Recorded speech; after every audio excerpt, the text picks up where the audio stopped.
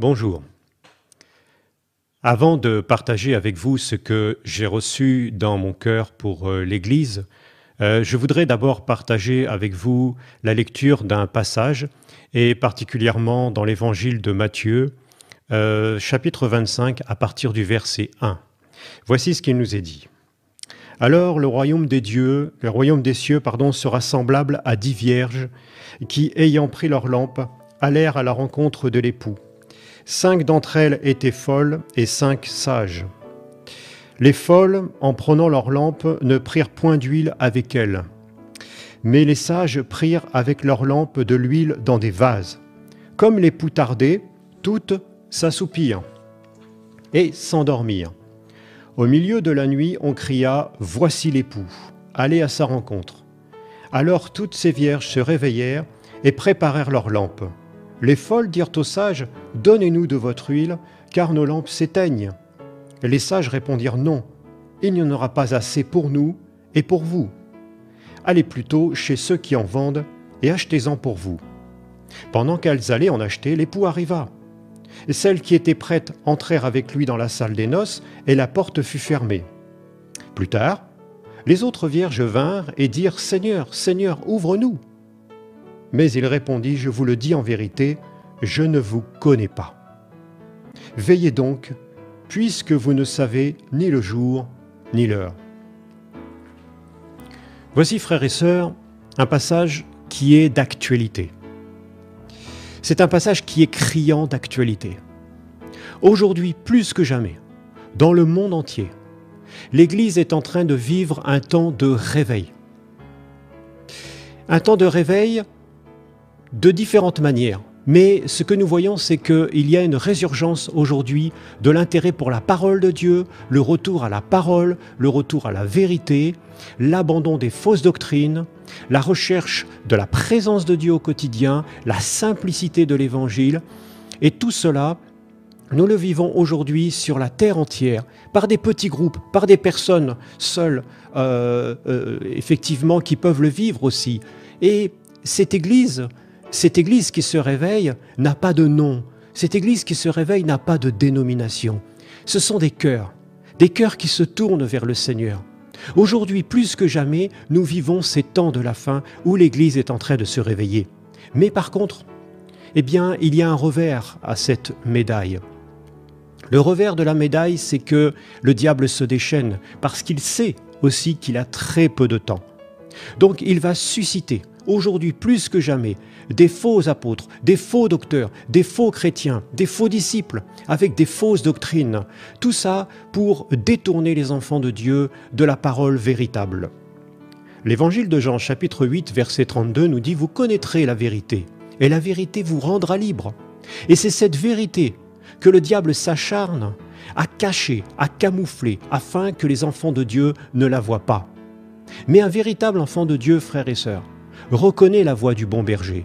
Un véritable enfant de Dieu possède en lui, est investi, rempli de l'esprit de vérité.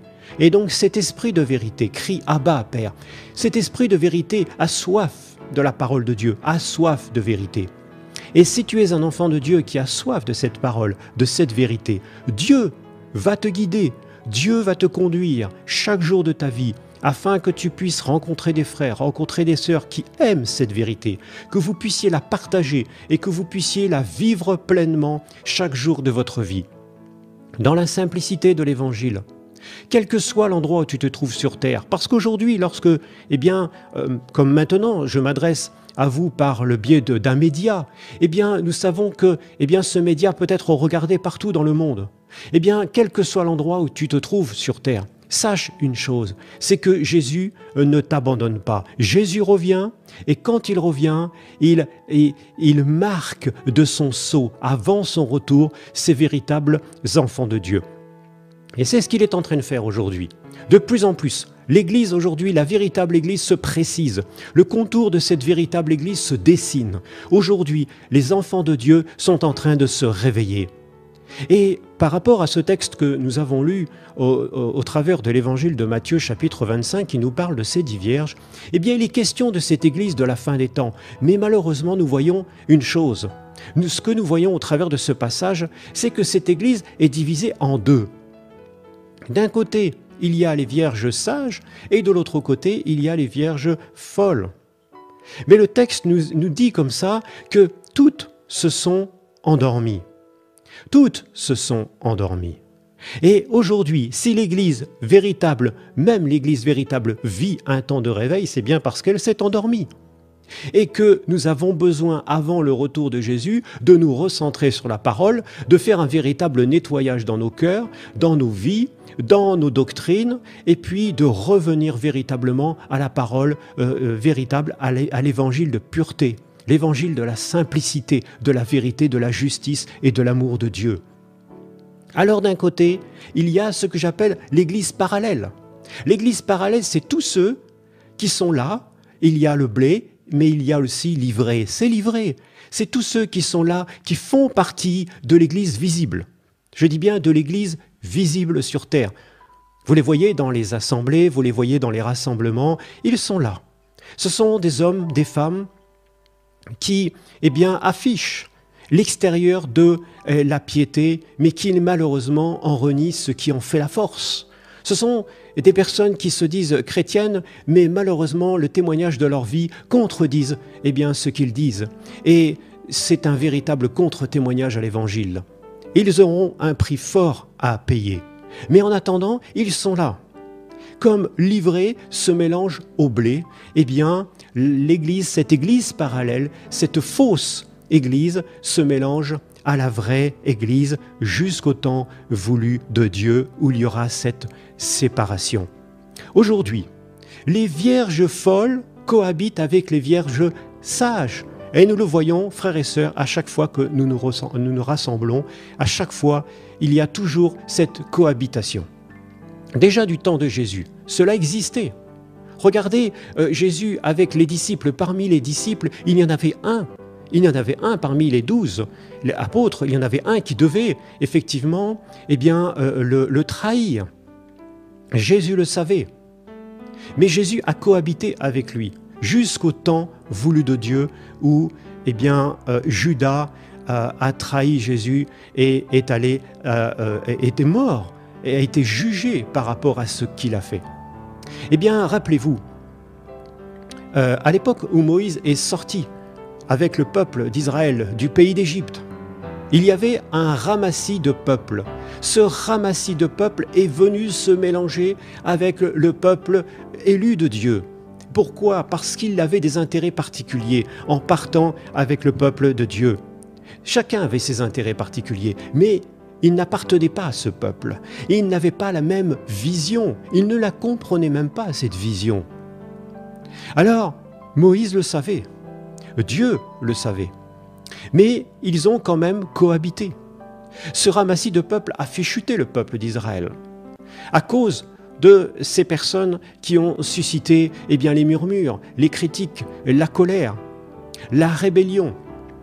Moïse le savait, Dieu le savait, et pourtant la cohabitation s'est faite jusqu'au temps marqué de Dieu où il y a eu séparation, jugement. Aujourd'hui, plus que jamais, frères et sœurs, l'Église se réveille, mais en se réveillant, elle suscite aussi autour d'elle l'intérêt de ceux qui ne sont pas véritablement des enfants de Dieu. Et ceux qui ne sont pas véritablement des enfants de Dieu, c'est ceux qui ont entendu la parole de Dieu. C'est ceux qui l'ont écoutée. C'est ceux peut-être qui ont adhéré. Mais c'est ceux dont il manque en eux cette huile dans leur lampe, c'est-à-dire véritablement la présence de Dieu au quotidien de chaque jour. Non seulement la présence de Dieu, mais l'amour pour la parole de Dieu, l'amour pour la vérité. Ils ne sont pas nés véritablement d'en haut, mais ils appartiennent à une dénomination visible, à une église visible. Et ils cohabitent avec nous, frères et sœurs. Nous devons veiller avec qui ? Nous devons veiller quelles sont nos fréquentations. Avec qui nous allons, avec qui nous prions. Quels sont les projets ? que nous menons, que nous voulons mener à terme et avec qui nous voulons les mener, ces projets. Est-ce que les projets que nous avons à cœur sont des projets que Dieu a créés, que Dieu a désirés, que Dieu a voulu ou pas? Quelles sont les alliances que aujourd'hui nous pouvons faire et avec qui? Il faut être prudent. Soyez prudent comme le serpent et simple comme la colombe. Parce que nous sommes dans ce temps maintenant où le temps est tellement court qu'on n'a plus le droit à l'erreur. Il faut vraiment passer du temps dans la présence de Dieu afin d'être sensible à l'Esprit, afin d'être conduit par l'Esprit, pour savoir qui est qui et ce que nous allons faire, comment nous allons le faire, si c'est dans la volonté de Dieu. Ne cherchons pas la gloire des hommes, ne cherchons pas à être vus, ne cherchons pas à être connus. Ce n'est pas notre but, ce n'est pas notre intérêt, nous ne devons pas. C'est Jésus que nous devons élever, que nous devons faire connaître, et non pas un homme, qui que ce soit nous ou que ce soit quelqu'un d'autre. Ne cherchons pas cette gloire, elle est vaine, et elle ne mène qu'à la mort, parce que ce sont les désirs de la chair, et les désirs de la chair conduisent à la mort. Frères et sœurs, alors que l'Église véritable aujourd'hui est en train de se réveiller. Ne passons pas à côté. Ne prenons pas le risque de passer à côté. Aujourd'hui, des pays comme la France se réveillent. Des Français sont touchés aujourd'hui. Ce qui paraissait impossible, il y a de cela encore quelques années, eh bien aujourd'hui, c'est ce qui est en train de se passer sous nos yeux. Alors, bien sûr, la fausse Église se lève. Des, entre guillemets, pasteurs, des enseignants, des apôtres, des prophètes, peu importe, se lèvent contre ce réveil. Pourquoi? Parce que ce réveil ramène toujours l'homme à la vérité. Le réveil de Dieu ramène toujours l'homme à la justice, à l'amour. Et ce réveil va éclairer les mauvaises œuvres des ténèbres, va éclairer les fausses doctrines, éclaire aussi les mauvaises pratiques dans les assemblées que nous trouvons tout autour de nous, que ce soit en France ou que ce soit à l'étranger. Frères et sœurs, réveillons-nous. Ne suivons pas l'homme par lui-même, parce que l'homme est faillible, mais suivons l'esprit de vérité, l'esprit de gloire. Lorsque Abraham était à Ur en Chaldée, il a entendu la voix de Dieu et il n'a pas cherché à comprendre, à discuter avec Dieu, à raisonner avec Dieu. Nous sommes champions, nous ici, du raisonnement. Il n'a pas cherché à raisonner, il a écouté la voix de Dieu. Il ne connaissait pas ce Dieu, puisque son père était un adorateur de multiples divinités, mais lui ne connaissait pas ce Dieu. Il l'a écouté. Et il a été attentif à la voix de Dieu. Et ensuite, quand le Seigneur lui a parlé, il lui a dit « Quitte ton pays, ta famille, ta patrie, la maison de ton père, quitte, pars et va là où je te montrerai. » Eh bien, Moïse n'a pas résisté à l'appel de Dieu. Et Abraham est parti. Lorsque Dieu a demandé à Abraham de lui donner son fils bien-aimé, son unique, là aussi, par amour pour ce Dieu, par foi, avec cette foi qu'il avait, il a été prêt à le donner, à le sacrifier pour son Dieu. Aujourd'hui, frères et sœurs, soyons consacrés de cette manière. Ne prêtons plus attention aux critiques des hommes, aux murmures des hommes, à l'incompréhension des hommes. Le temps est court, il est temps de se lever. Il est temps maintenant de se lever et de ne plus regarder en arrière comme la femme de Lot qui est restée et qui a été figée comme une statue de sel. Ne regardons plus en arrière. Comme le dit Paul, marchons vers l'avant, allons de l'avant. Et parce que le royaume des cieux est devant nous, parce que Jésus revient, parce que le temps est court. L'Église véritable est une Église qui se réveille, est une Église qui se lève de cette léthargie, qui se secoue et qui se dit « Mais jusqu'à présent, qu'est-ce que j'ai pu faire? Jusqu'à présent, j'ai vu des choses, j'ai entendu des choses, j'ai dit des choses qui ne glorifient pas le Seigneur. Alors il faut que, maintenant je me repente de cela. Il faut que je demande pardon à mon Dieu. Et il faut maintenant que je me lève pour mon Dieu. Seigneur, me voici. Regarde, je suis un ouvrier inutile. Utilise-moi, Seigneur. Que veux-tu que je fasse pour toi, Seigneur? C'est le temps de la fin. Lève-toi, mon frère et sœur. Lève-toi.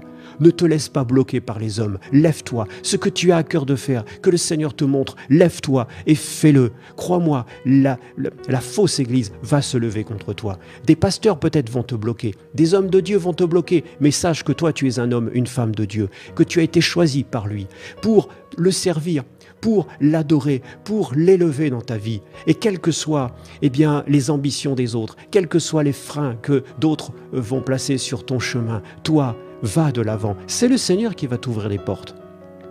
Ne manquons pas de foi. Vous savez, frères et sœurs, je ne voudrais pas parler de mon propre témoignage, je ne suis pas là pour ça. Mais je peux vous dire que Dieu est fidèle. Dieu est fidèle. Quand le Seigneur nous dit « quitte, pars », le Seigneur met tout en œuvre. Je ne parle pas simplement de quitter géographiquement un lieu, de partir dans un endroit particulier géographiquement. Cela peut être ton appel.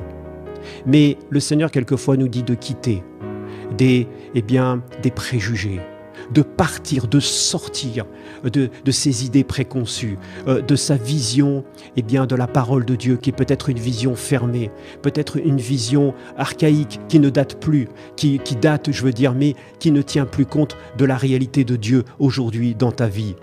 Aujourd'hui, le Seigneur veut te prendre la main, il veut t'accompagner quelque part. Et quand il veut t'accompagner quelque part, le Seigneur trace ce chemin. Et crois-moi, mon frère, ma sœur, crois-moi, quand tu fais confiance au Seigneur, tout au long de ton chemin, même s'il y a des moments où tu as l'impression d'être dans un tunnel, tu verras, à un moment donné, il y aura une empreinte de Jésus. À un moment donné, il y aura la trace de sa main. À un moment donné, il y aura le signe qu'il est dans ce chemin. Et là, tu vas reprendre courage. Et là, tu vas continuer à marcher. Et on ne comprend pas forcément les choses, on ne comprend pas forcément le plan de Dieu lorsque l'on marche. Mais c'est au fur et à mesure que l'on découvre sa fidélité, au fur et à mesure que l'on découvre qu'il a toujours été avec nous par le passé, au fur et à mesure que l'on découvre que notre intelligence notre obéissance porte aujourd'hui encore du fruit. Fais le bon choix, réveille-toi. Sois cette Vierge sage qui a encore de l'huile dans sa lampe, qui a encore cet amour, qui a encore cette fraîcheur dans ta vision pour Dieu, pour l'Évangile, dans ce que tu veux faire pour lui, dans cette soumission à lui, dans cette unité avec l'Esprit de gloire et dans cette volonté de le servir, de l'adorer, de l'élever, de le sanctifier. Sois à son écoute, demande au Seigneur de te rendre encore plus sensible, marche dans la justice et dans la sainteté. N'aie pas peur de te sanctifier davantage, au contraire, sanctifie-toi davantage. Sans la sanctification, nul ne verra le Seigneur. Alors, marchons dans cette vérité, dans cette justice, parce que c'est Dieu qui nous y invite, c'est Jésus qui nous y invite, et il nous tend la main pour cela. Frères, aujourd'hui plus que jamais, lorsque nous voyons les informations tout autour de nous, nous voyons que le gouvernement mondial est en place. Oh, bien sûr, on ne lui donne pas vraiment ce nom. Nous voyons que nous sommes entrés dans une guerre qui est mondiale aujourd'hui. On ne lui donne pas ce nom non plus. 40 pays dans une coalition. Mais ce n'est toujours pas appelé, ce n'est toujours pas nommé une guerre mondiale. Aujourd'hui, nous voyons que nous sommes rentrés dans les promesses concernant les prophéties des temps de la fin. Aujourd'hui, nous les vivons de plus en plus. Israël est de plus en plus en difficulté aujourd'hui. Et, le Fils de l'homme, Jésus, notre Dieu, notre Sauveur, va bientôt revenir chercher son Église. Il va revenir chercher cette Église glorieuse, sans tache, ni ride. Une Église, une épouse qui s'est préparée. C'est pour cela qu'aujourd'hui, le cri, plus que jamais, le cri, et c'est le but de ce message aujourd'hui, c'est voici l'époux, frères et sœurs. Voici l'époux, il est à la porte, il se prépare, il est là, il est en train de marquer de son sceau tous ses enfants. Les petits, les grands, les vieillards, tous ceux qui l'aiment, tous ceux qui attendent et qui espèrent en son avènement, tous ceux qui l'attendent avec une grande impatience, qui crient à lui et qui souffrent de ce qu'ils voient, de ce qu'ils entendent dans ce monde. Frères, mettons notre vie en règle, c'est le temps. Mettez votre vie en règle. Que le Saint-Esprit nous éclaire. Que le Saint-Esprit éclaire nos cœurs afin que tout soit mis en règle. Que si le pardon doit être libéré, que ce pardon soit libéré. Que nous puissions restituer ce que nous avons peut-être malhonnêtement pris. Mais vraiment que toute notre vie soit en règle, parce que son retour est imminent, son retour est proche, et il est en train de marquer de son sceau tous ceux qui vont partir avec lui.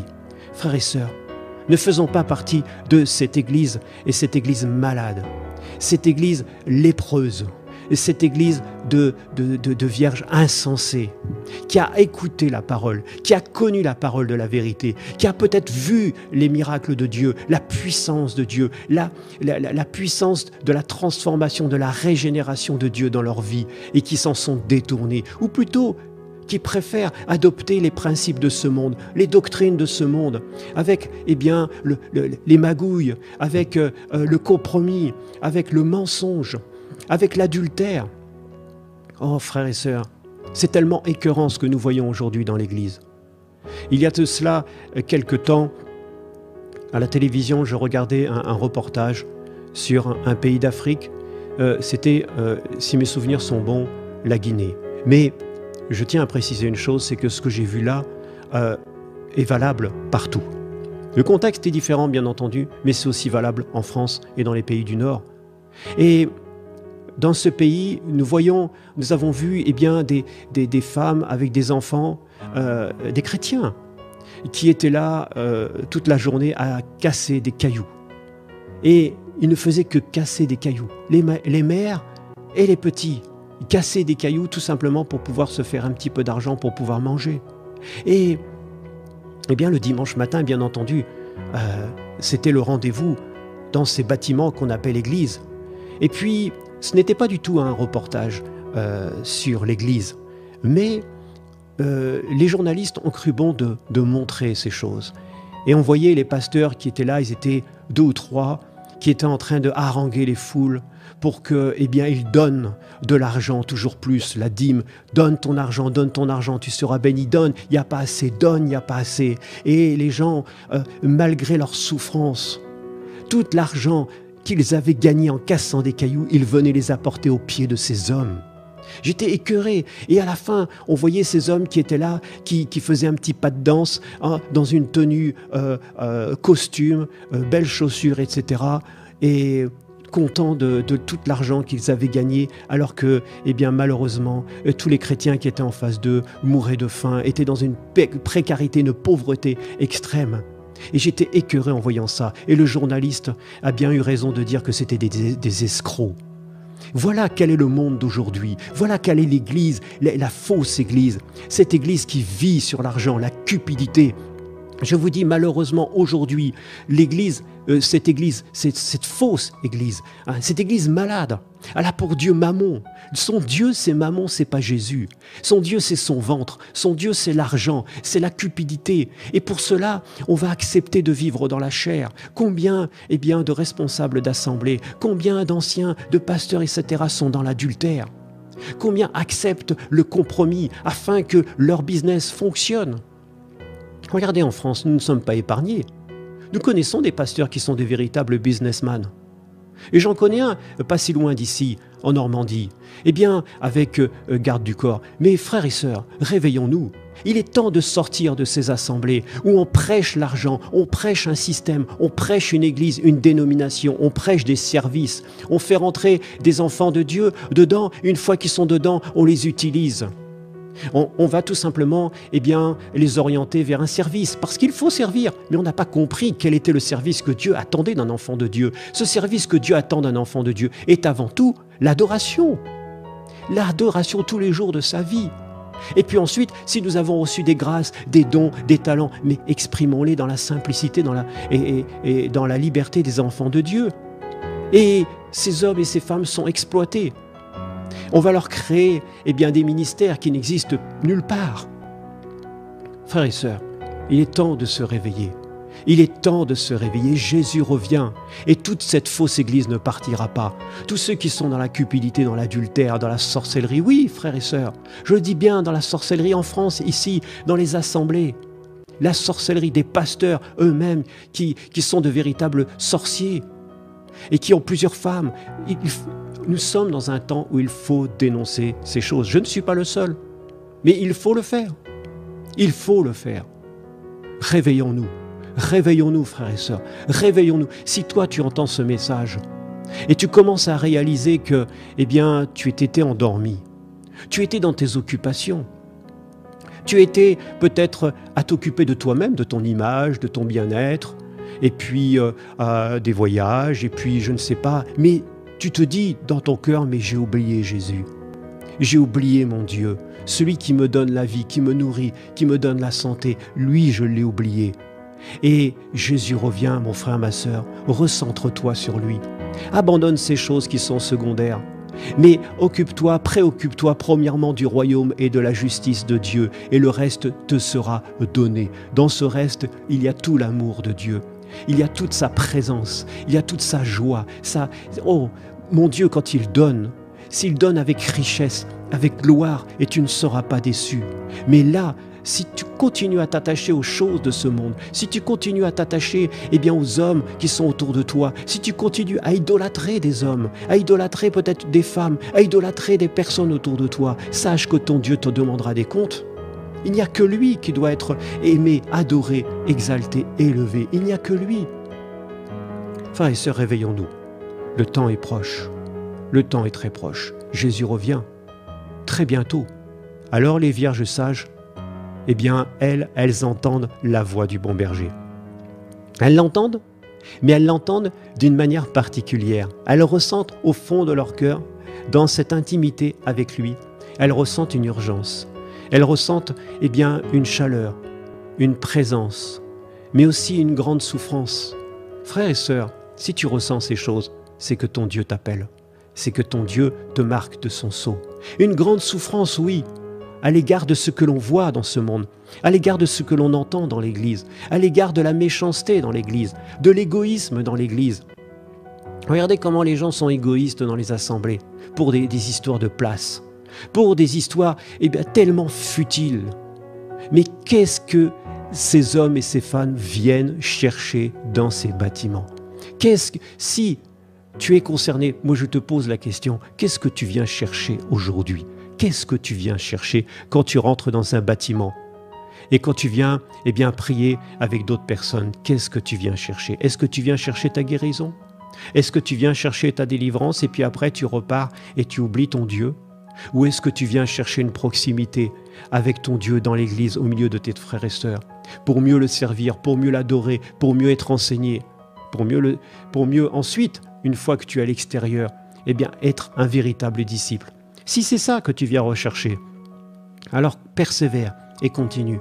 Maintenant, si c'est ton intérêt personnel, si c'est pour voir un homme, si c'est pour voir une femme, si c'est pour recevoir une guérison, une délivrance et puis après partir, c'est pas ça que Dieu attend de toi. C'est pas ça. Frères et sœurs, la véritable Église se sanctifie. Abandonnons le péché. Abandonnons le péché sous toutes ses formes.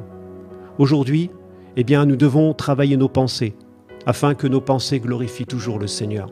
Nous devons travailler sur nos paroles, afin que nos paroles, glorifient toujours le Seigneur.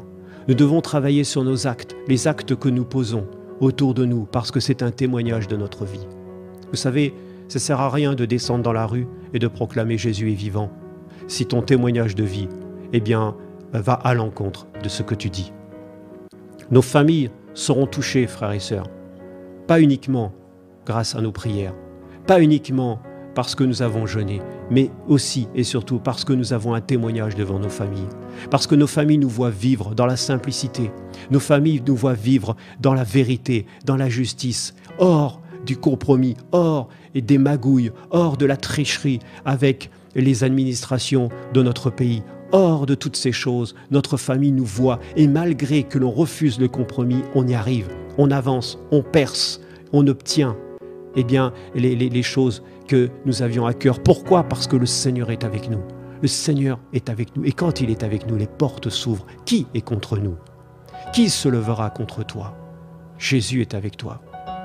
Toutes celles qui n'ont pas, toutes ces vierges qui n'ont pas rempli leur fiole d'huile, elles ne se sont pas du tout préoccupées de Jésus et de la parole de Dieu, de la présence de l'Esprit de vérité en elles. Jamais. Ce sont des personnes qui n'ont pas reçu l'Esprit de gloire pour se remettre en cause, pour se remettre en question. Ce sont des personnes qui n'ont pas l'amour de la vérité.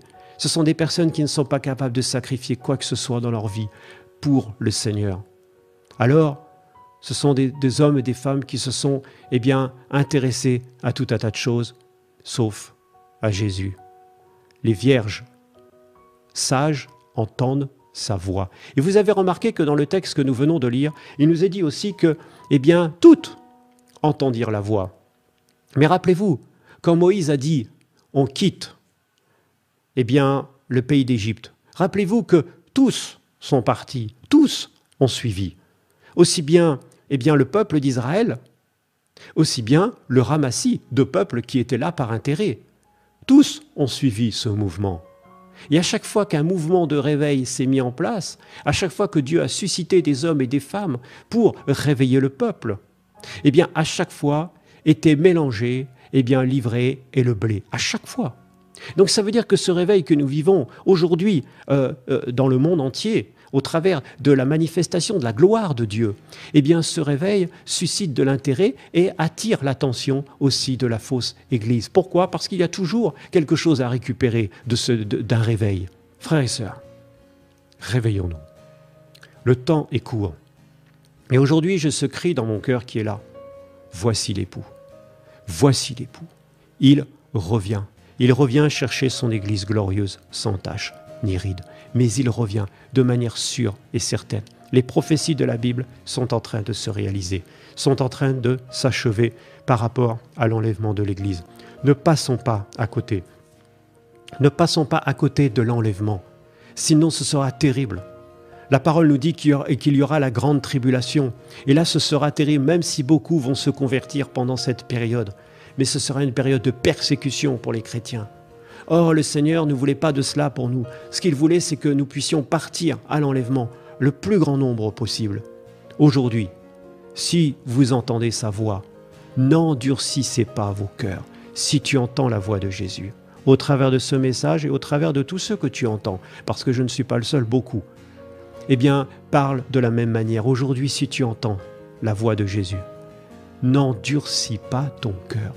Si tu dois demander pardon à quelqu'un, si tu dois restituer, si tu dois rétablir, si tu dois aller voir quelqu'un pour régler une affaire, fais-le. Fais-le, règle ta vie, règle ce qu'il y a à régler et prie que le Seigneur te montre avec qui tu dois marcher. N'aie pas peur de t'éloigner de tous ceux qui marchent dans le péché. Ne soyons pas dans les sentiments. Les sentiments nous trompent, les sentiments nous égarent et les sentiments nous rapprochent de ceux qui marchent dans la chair. Les sentiments viennent de la chair. La parole nous parle des sentiments de Jésus-Christ, mais les sentiments de Jésus-Christ n'avaient rien à voir avec les sentiments de la chair. Donc, ça veut dire que nous devons marcher suivant les sentiments de Christ. Les sentiments de Christ, c'était de faire la volonté de son Père qui était dans les cieux. Donc, c'était de marcher suivant la volonté de Dieu. Et c'est pour cela que Jésus était sensible. Et Jésus a été à l'écoute afin d'aller jusqu'au bout de sa mission. Aujourd'hui, ne marchons pas dans les sentiments. Si, il y a des personnes qui nous semblent difficile, s'il y a des personnes dans notre entourage avec qui nous sentons que c'est difficile de tenir une distance parce qu'il y a le péché, soyons fermes. Soyons fermes parce que autrement c'est nous. C'est toi, mon frère, ma sœur, qui va petit à petit te distancer, t'éloigner de la vérité, de la justice. Ne nous souillons pas, avec tout ce qui se passe autour de nous. Aujourd'hui, plus que jamais, à la télévision, nous voyons des choses scandaleuses. Regardez comment ce pays de France se met en opposition, se lève contre Dieu, avec des lois iniques. Et des lois iniques qui légalisent l'homosexualité, des lois iniques qui vont légaliser encore d'autres choses, encore pire que cela, et bien qu'il n'y a pas forcément pire parce que c'est le péché. Mais regardez comment le monde est en train de se dégrader. On ne veut plus entendre parler de Dieu, on ne veut plus entendre parler de sa justice. Frères et sœurs, réveillons-nous, prions pour nos enfants, prions en famille. Je voulais terminer par ce dernier point, frères et sœurs, parce que je trouve que c'est essentiel. Je me souviens, il y a de ça quelques années en arrière, je discutais avec, un bon nombre d'années, je discutais avec un pasteur Et ce pasteur me disait, mais tu sais Bruno, c'est pas utile de se réunir en famille pour organiser un culte familial. Et cette parole m'avait vraiment touché. Je me suis dit, mais c'est pas possible. Et aujourd'hui, je vois combien de responsables d'assemblée ont des enfants tout simplement qui se sont non seulement détournés, mais opposés complètement à l'évangile. Frères et sœurs, plus que jamais,